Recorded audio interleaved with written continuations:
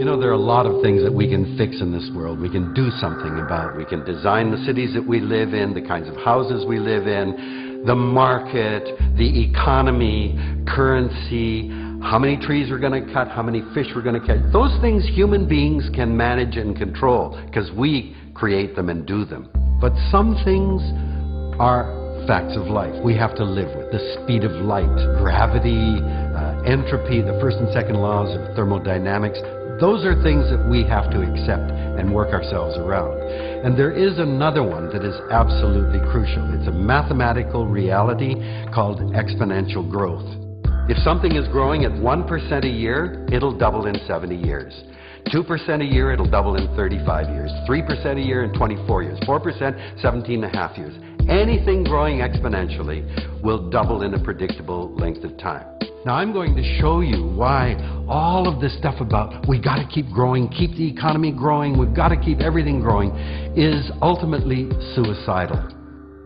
I'm going to give you a system analogous to the planet, and that's a test tube full of food for bacteria. So the test tube and food is the planet, and the bacteria are us. Now I'm going to introduce one bacterial cell in, and it's going to divide every minute. That's exponential growth. So at time 0 at the beginning, there's one cell.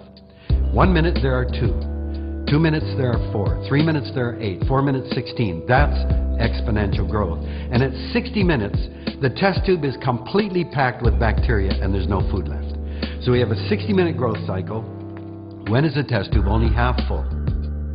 Well, of course, the answer is at 59 minutes. Even though it's been chugging along for 59 minutes, it's only half full, but 1 minute later, it'll be completely filled. So that means at 58 minutes, it's 25% full. 57 minutes, it's 12.5% full. At 55 minutes of a 60-minute cycle, it's 3% full.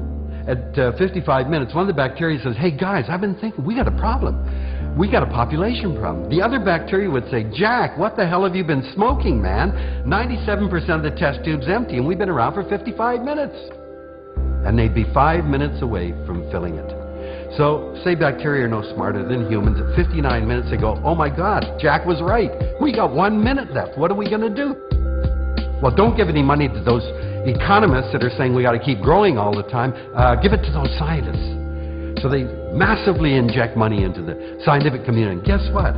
In less than a minute, those bacterial scientists invent 3 new test tubes full of food.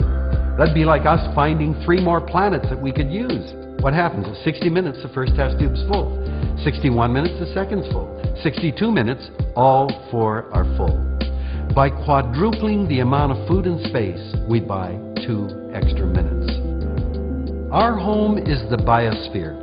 It's fixed and finite. It can't grow. And we've got to learn to live within that finite world. Every scientist I've talked to agrees with me. We've already passed the 59th minute.